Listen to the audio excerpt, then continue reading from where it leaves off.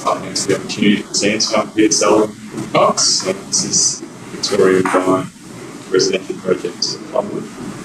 We're on around 3 country here. So the site sits a very large, long site sitting on Victoria Parade and Wellington, close proximity to the CBD, a really excellent place to put some housing.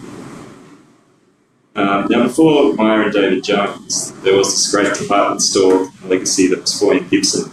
And Foy & Gibson really shaped a lot of the fabric, rich, diverse history you see through the fabric of Collingwood today. You can see here in this image, which captures streetscape from Wellington to Smith Street.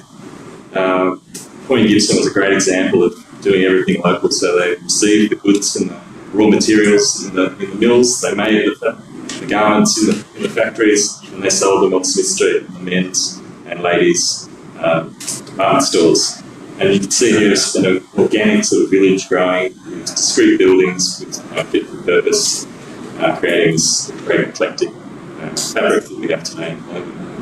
Now, prior to our engagement on the project, some of you might be familiar with this story, but there was another architect working with our client who created a large, singular, 180-metre long project that was sparkling and white, and who had 400 objections and gone into the media with Steve and Jolly, and the residents really didn't like it. So we got the opportunity to reset the project with Tim, starting afresh, and our first meeting on the project was with 15 well-organised, well-educated objectors, and who were the community that this project was to come into. And we were there to listen and understand what they wanted to do. And they wanted something that was more in its place, but also something that was more sensitive to the varied textual interfaces that this large building was coming up against.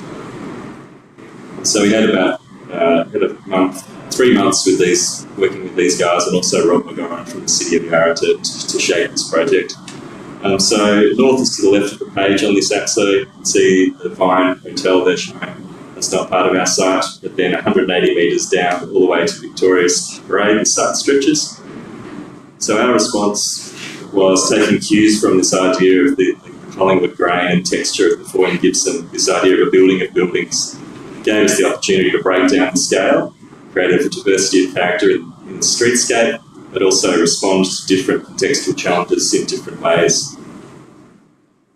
So you can see here this analysis we did on the sort of this emerging precinct of the commercial to the east and northeast of the site, with these large envelopes coming up on old industrial sites. That's in the commercial zone. To the west of Wellington Street, now in a mixed-use zone, and here there's some remnant Victorian low-rise houses, probably where the big staff would have lived who worked in Foy & Gibson, and some of those reside today still as residential properties, and then the mid-rise of East Melbourne. So we wanted to create a module that was somewhere in between this large and small scale, and you can see here that the dimension of that is actually fairly akin to the taller forms that were part of that collection of the Foy & Gibson between Wellington and Smith.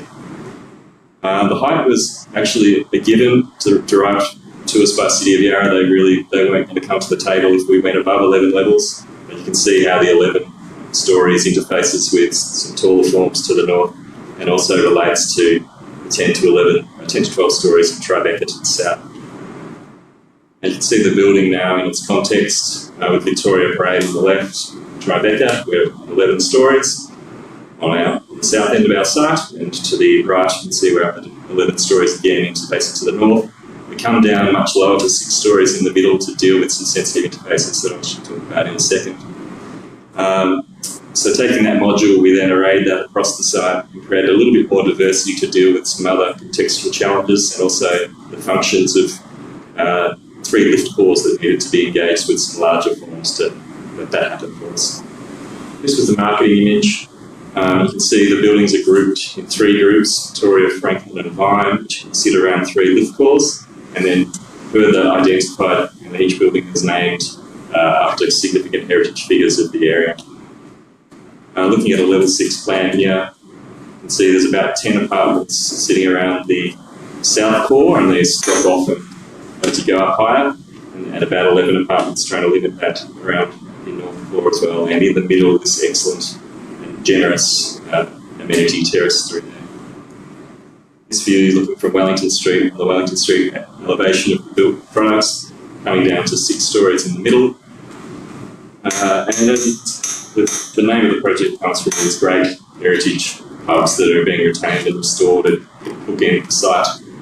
So the form and the massing wanted to respond to that, create relief and setback from those buildings. You can see here, particularly to the vine, that the tower provides great setback, and then again stepping before it gets to its full height of 11 stories. Similarly to the southern end, Victoria Parade, we do have a generous setback to allow that heritage building to stand without being encroached over the top of the building. More generous setbacks are provided to Cambridge, the Cambridge side, which is a laneway interface between the back of these residential Victorian terraces on Cambridge Street, with a smaller setback to Wellington Street to hold the street wall interface. And then, as I said, in the middle we come right down to some 6 levels to get sunlight into these backyards.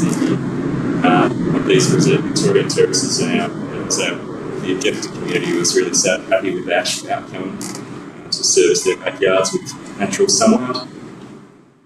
And you can see here, further to the diagram, there's the intricacy and greater stepping happening all through that western side of our project. You can see from Cambridge Street, you actually start, even off the footpath on the opposite side, you can no longer see the 6 levels in the middle. You can see the buildings recessing behind.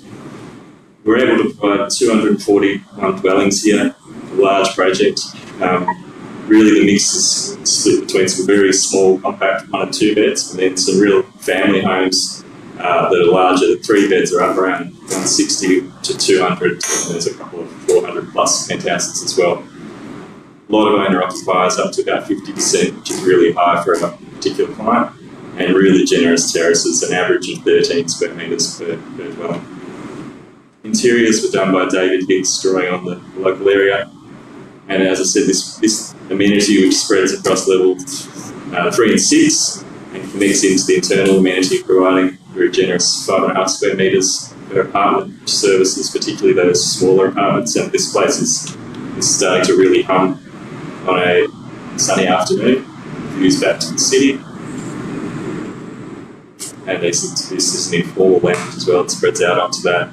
Diversity of character was really important, drawing on the local character, engaging with the street. Originally 7 retail tenancies, 2 pubs, 3 lobbies, and something else after COVID with only sort of 2 retail tenancies and a large gym.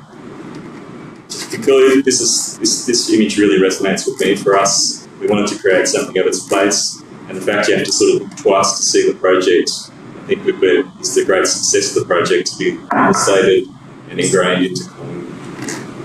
Thanks.